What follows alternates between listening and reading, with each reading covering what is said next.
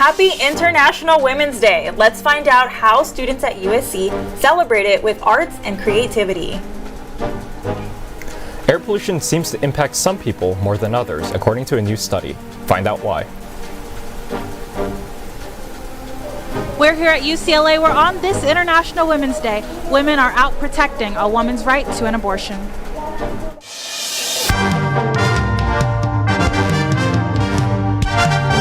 Annenberg TV News is next. USC Visions and Voices is celebrating International Women's Day by hosting Afghan artist and activist Shamsia Hassani. Hi, I'm Ethan Huang. And I'm Marissa Rio. The event is one of a three-part series called Birds of No Nation that aims to highlight creative expression to address women's issues around the world. Hassani is Afghanistan's first female graffiti artist and has attracted a large crowd at USC Alumni Park this afternoon. Following the rise of the Taliban to power, university education for all women was suspended. A former Kabul University professor, Hassani, like many others, had to take refuge herself. This event is really to raise our consciousness, to be aware that women of Afghanistan still fight for their rights, for their ability to create, to express themselves, to work, really for survival and for their dignity. The Birds of No Nation series continues tonight at 7 with the panel discussion in Doheny Memorial Library, room 240. The panel will feature Hassani and two other renowned Afghan women. Iranian USC students protested in front of Tommy Trojan this afternoon to show solidarity with women's rights and freedom in Iran. Organized by the Iranian Scholars for Liberty, this demonstration spans over 100 universities worldwide, as inspired by the 2022 Masa Amini protests. An anonymous demonstrator spoke to Annenberg Media on the significance of today's protest.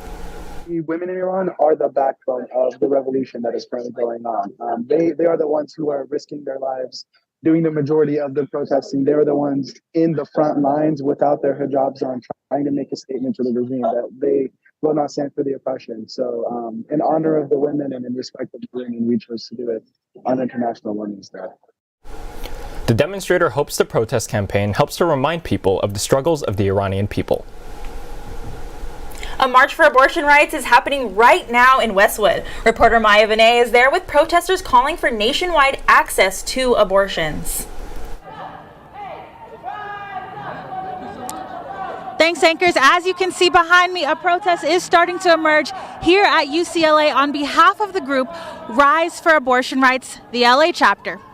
Now, as you probably recall, abortion rights were overturned by the Supreme Court in a 5-4 vote back in June. We looked at some data earlier today from Planned Parenthood, and according to that data, abortion is either outlawed or on the road to becoming outlawed in at least 24 states. We talked to one organizer of the protest earlier today, and here's what she had to say.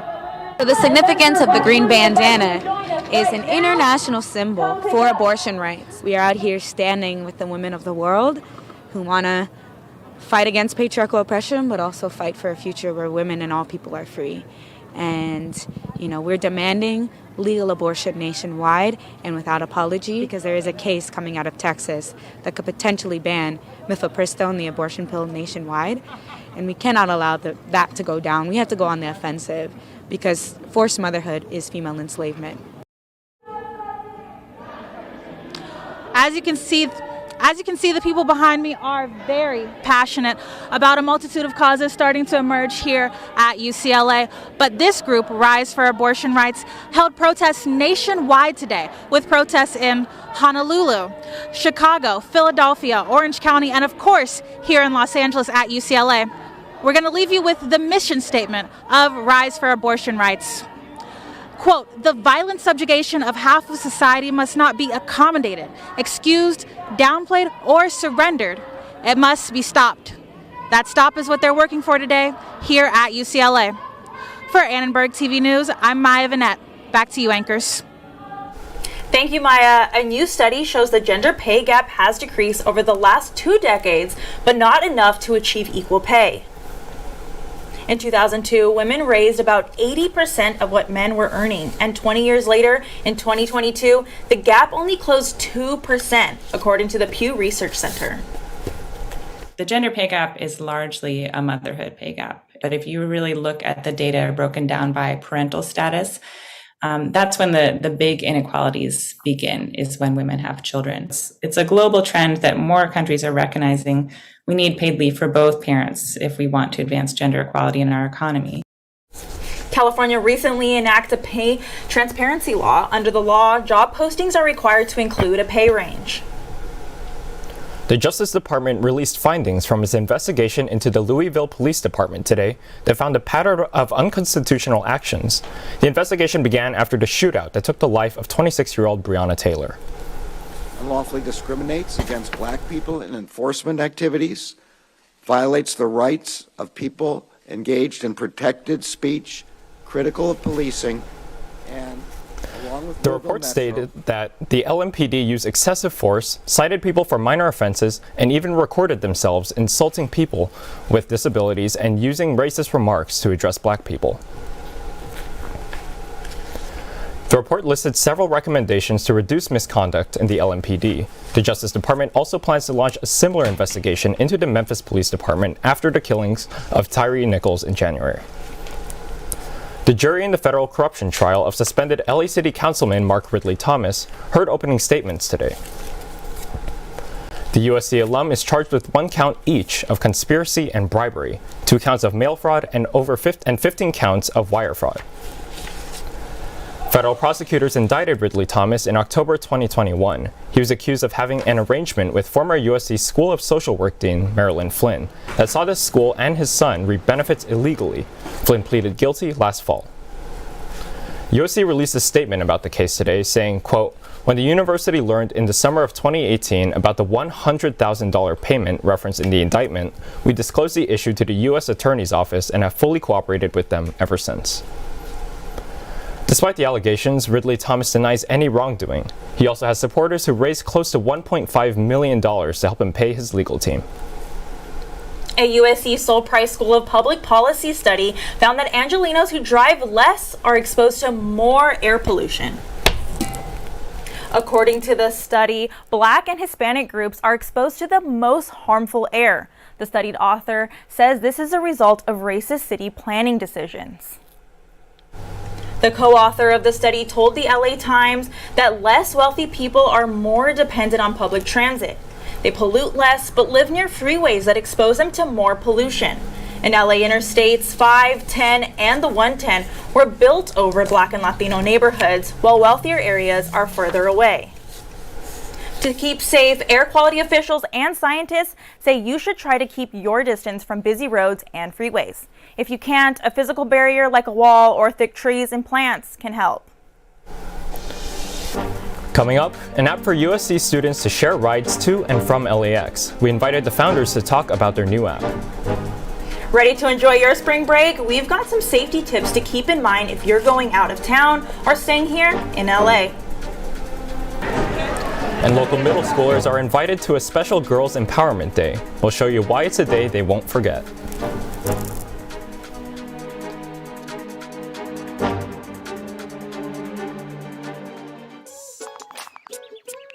Worried your friend's struggling but don't know how to reach out? You could say, "How are you?" or get a fake tattoo. You could ask with an app if it works for you. You could write them a text or knit them a sweater. If you can't be together, you could write them a letter. Whatever gets you talking. Whatever gets you talking. You could chat on the game, kick off your flip-flops. You could ask on your couch while you binge watch. However you do it, you gotta ask a friend. And if they don't share, you can ask again. Whatever gets you talking. Whatever gets you talking.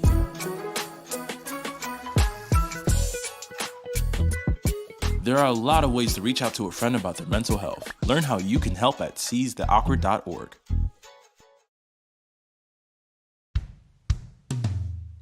Hey world, I have a quick message. It's about safe driving. All right, let's go.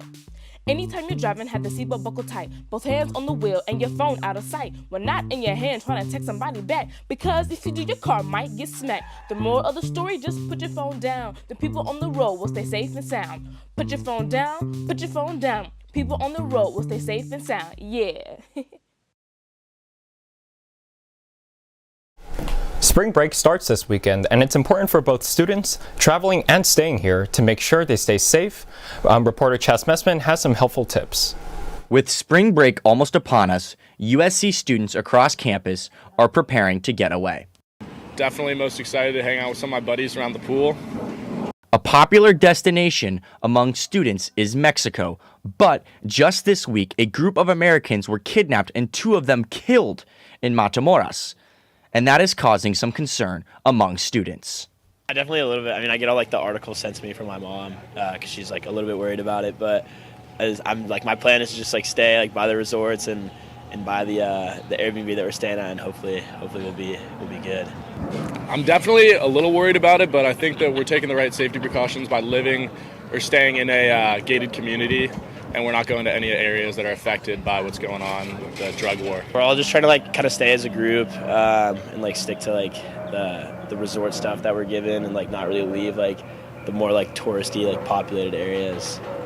Here are some safety tips from the Collegiate Parent website. Keep your ID on you. Don't travel alone. Don't carry a lot of cash. And leave expensive jewelry at home.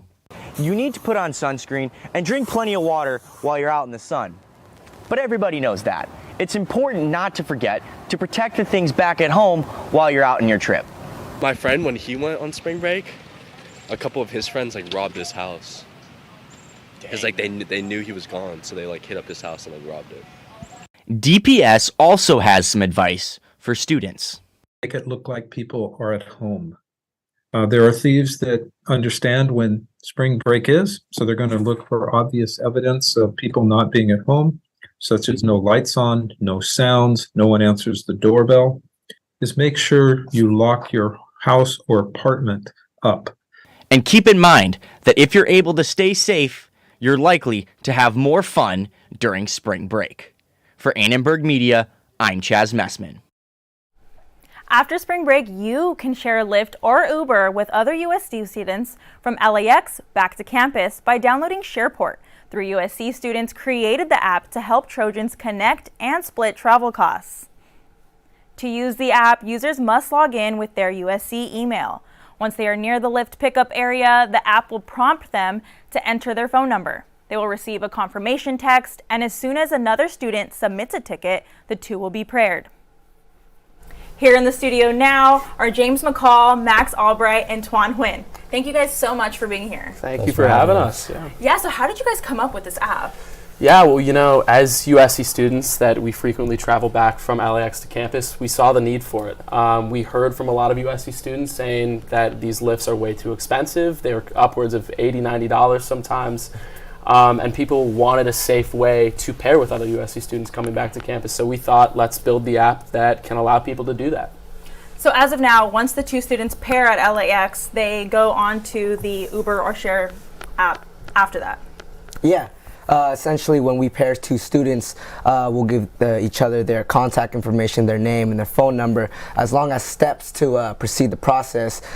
These steps can include contacting the other person, saying where you at, what are you wearing, and just like guiding them through that process. And can you guys kind of just give us the inside scoop of like trials and tribulations while creating this app? Absolutely, yeah. It's been a long process. This all started as a class project about a year and a half ago. It initially started as a website. It was initially for sharing lifts from campus to LAX and not the other way around. So it's been a lot of iterations, customer discovery, finding out what USC students are really looking for. And we're hoping that we've done that with this most recent version of the app. So a year and a half. Wow. And now spring break is just around the corner. So how does it feel like to see your creation finally come into fruition? Yeah, I mean, just getting that confirmation from Apple like 3 hours ago, seeing that green check, it felt really good to just say like, yeah, I got something that's on the App Store that I can share to my friends, share to our friends and family, and just going through that process of like submitting the application and just seeing it like actually go through feels amazing. Yeah, I bet. And then do you guys have hopes to like extend it to other universities once this pops off? Absolutely. So, I mean, our number one priority, obviously USC students. So we want to make sure that it works really, really well for our community. And once we have that assurance and that people really want to use this kind of service, we would love to extend both to other colleges in the Southern California area and potentially nationally. Okay, well, thank you guys so much for being here Thank you again. very much. You can go to their Instagram page at Shareport_USC to sign up. From there, it'll take you to the App Store to download this new app. Speaking of spring break, Shelly can tell you what the weather's going to look like. Thanks, Marissa. I'm definitely going to have to download Shareport for when I get back from break too. Happy Wednesday, everyone. The sun is up and spring break is on the horizon, so we'll be taking a look at the weather you can expect for the next week. But before we talk about that, let's look at tonight's weather, which is still pretty cool, with averages in the 50s and wind speeds of around 8 miles per hour. Now, if you're sticking around the area for the break, get ready for a bit of rain. While tomorrow we will be spared, Friday, forecasters predict a 100% chance of rain. Then Saturday, there's a 50% chance of rain. The showers are expected to stop for Sunday and Monday. While those days could still be cloudy, at least the temperatures will go up to the mid-60s during the day. It could be a good weekend to explore LA's many exciting indoor activities. If you're leaving LA, safe travels, and hopefully you'll be visiting somewhere with slightly clearer skies. As the saying goes, girls run the world. The LA YMCA knows just how empowering girls can be. Reporter Bailey Harrison takes us to an inspiring event in recognition of International Women's Day. These young girls got to play hooky today. They took a field trip down to the Dignity Health Sports Park in Carson. The event, hosted by the LA YMCA in partnership with LAUSD, Telemundo, and others, all to celebrate International Women's Day. We want them to see powerful female athletes, Olympians and Paralympians that have made it. They're going to be exposed to women entrepreneurs, women in the workforce, CEOs in companies that have, self-started and are powerful in their communities and are making a difference. They participated in sports, activities, workshops, and panels with the goal of feeling empowered. The all-girls-only event brought students together from across LA County to socialize and make new friends. The YMCA's Chief Mission Advancement Officer talked about how this event can build leadership skills. Especially that middle school age, that really some of the young girls face a lot of difficult challenges. And we know that by participating in sports, young girls it helps build self-confidence, it helps overcome some of the social anxiety, and really leads to healthy team development. The energy is high with more than 2,000 middle school girls in attendance today, participating in events with their friends such as hockey, soccer, and basketball. I even had the opportunity to speak with some of these young women about what an event like this means to them. It's very inspirational to see women around playing instead of all men. I hope to be inspired by no matter what, you could do anything, even if you're a girl or boy.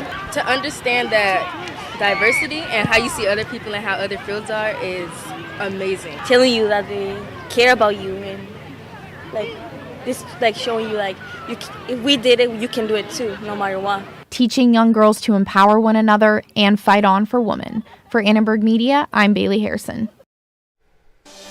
Will the Trojans bring madness to March in Vegas?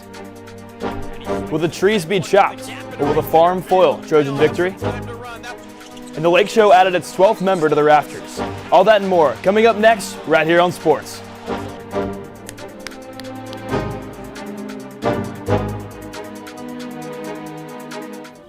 Leaving hot coals improperly extinguished can cause a wildfire. Hey guys, it's Smokey! It looks as if Smokey is going to use the drown, stir, drown, and feel technique. After the first drown, a good start. Next, another drink. And finally, a close feel. Is it cool? Okay. Yeah. Hey, Smokey, catch. Oh, my bad, Smokey. Only you can prevent wildfires. When I was your age, I was just like you, fascinated by stars.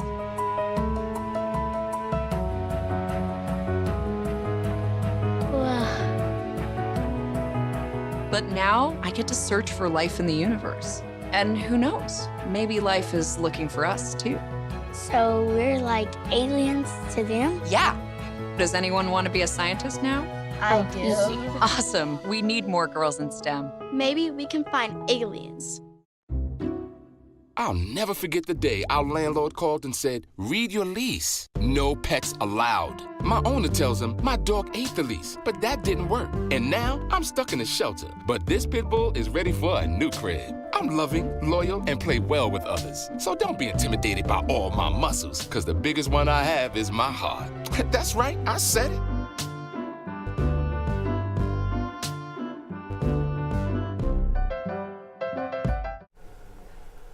Welcome back to ATVN Sports. I'm Kyla Drew. And I'm MJ Newsom.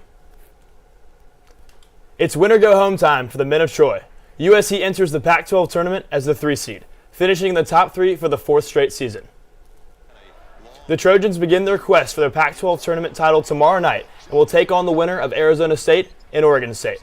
With the NCAA tournament in question, Coach Andy Enfield made his case for his squad. My opinion, at 22-9 with the schedule we've had, some of these teams some teams don't have a high major win all year or one quad one. So you can make cases for if you really want to. You can make cases for a lot of teams to make it and a lot of teams not to make it. ESPN's Joe Lunardi currently projects USC as a 10 seed in his latest bracketology, taking on Duke in the first round of the South region. So Kyla Drew, given USC's current resume, are the Trojans a lock for the NCAA tournament, or do they have some more work to do in the Pac-12 tournament? You know, MJ, I'm always rooting for the Trojans. However, I do think they need to win a couple of times at the Pac-12 tournament if we're going to be talking about them on a national level. I mean, Duke, UNC, all these other basketball teams are amazing, and USC needs to be a top dog in their own conference before we start talking about them on a national level. Yeah, absolutely. Great point. Let's look at their resume real quick. 23-9 overall, 14-6 in conference. They've got some really good wins. They've beaten rival UCLA. They've beaten a good Auburn team. They've beaten Arizona State. They've beaten Vermont, who plays in the final of the American East tournament on Saturday. It's a good mid-major team. And then they've got some good losses too. They've lost by 6 to Arizona, lost by 2 to UCLA, 2 teams that are likely to be top seeds in the national tournament. They've got Boogie Ellis leading, one of the best guards in the country, 18 points a game. If I'm part of the committee, I'm going to give them an in, but obviously a win or 2 in the Pac-12 tournament would be very nice. And like we've always said, it's March, it's madness. You never know what's going to happen. You never know, you never know. So from indoors to outdoors, the men of the Diamond look to break 500 tonight against Nevada at 6:30 before opening up conference play at home this weekend. The Trojans snag wins against Sacramento State and Tulane before dropping the finale of the Southern California College Baseball Classic to rival UCLA. Freshman phenom Austin Overton hit 3 triples on the weekend, pushing his national leading total to 7. USC hosts Stanford this weekend in its opening Pac-12 series. The number 2 ranked Cardinal are led by the big bat and dual threat sophomore Braden Montgomery. The Los Angeles Lakers retired Pau Gasol's number 16 jersey during its halftime ceremony against the Memphis Grizzlies Tuesday night. Gasol strategically chose this night as he played his first 7 NBA seasons with the Grizzlies before being traded to the Lakers in February 2008. Gasol had the most success of his 18-year NBA career in Los Angeles. The Lakers reached 3 straight NBA finals after his arrival, winning championships in 2009 and 2010. His teammate Kobe Bryant predicted his jersey retirement. There's no debate. I mean, Pau, when he retires, he will have his number in the rafters next to mine. The reality is I don't win those championships without Pau. The city of LA doesn't have those 2 championships without Pau. So we know that. Everybody knows that. And I really look forward to the day where he's there giving his speech at center court. Gasol teared up while mentioning his late teammate. I'm just overwhelmed to see all the faces here, all of you. But I can't go on without talking about the person in the face that I don't see. The brother that elevated me, inspired me, challenged me to be a better player, just to be a better man overall. Gasol's jersey represents the 13th number retired by the Lakers, honoring 12 players. His teammate and brother, Kobe Bryant's early career number 8 and late career number 24, are both retired. Their jerseys now float together above the Lakers court. That's all we have for ATVN Sports. I'm MJ Newsome. And I'm Kylie Drew. We'll see you next time. Thanks, Kylie Drew. Speaking on sports, a Trojan shares her passion for a unique sport. You'll meet her next and see her in action.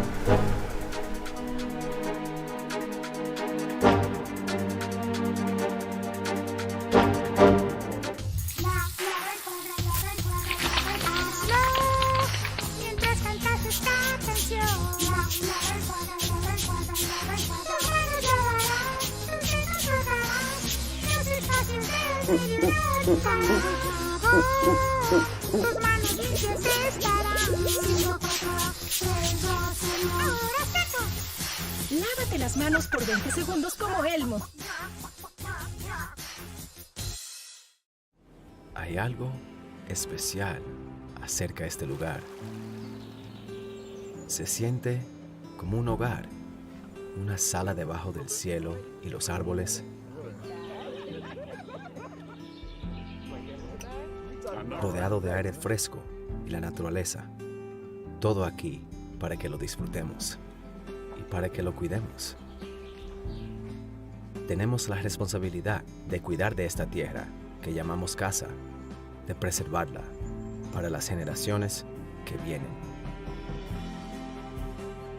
Cada acción pequeña contribuye para un cambio mayor y cada uno de nosotros podemos hacer la diferencia.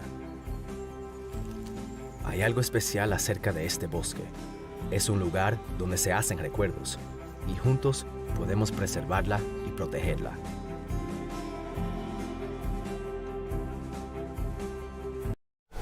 In honor of International Women's Day, we're passing the baton to Ingrid to hear about a USC athlete who hopes to inspire young women through her unique sport.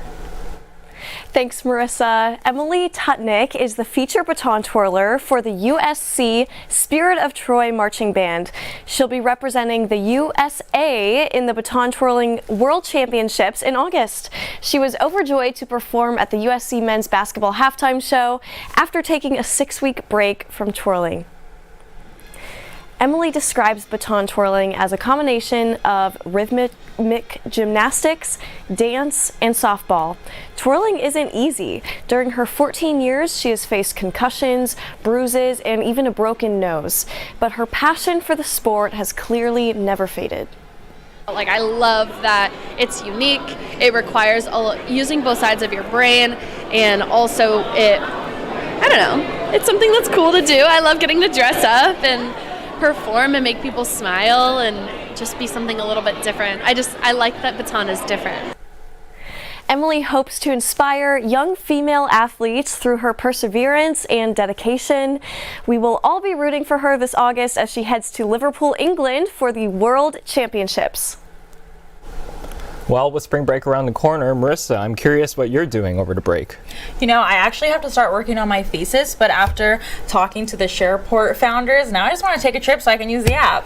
Yeah. I'll be going to Taiwan and hopefully be watching the Oscars and, rooting for the Fabelmans. So.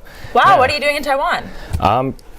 Not really sure yet. Heading up a couple of stores, getting good food, everything, the whole 9 yards. So. Nice, good food. That's always nice. Thanks for watching Annenberg TV News. From everyone at Annenberg Media, I'm Ethan Huang.